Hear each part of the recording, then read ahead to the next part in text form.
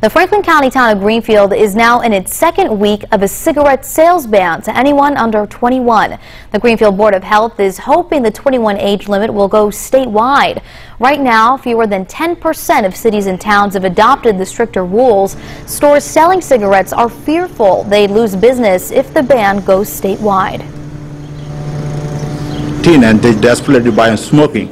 So now if they have to wait another 3 years, it's definitely hurting the business.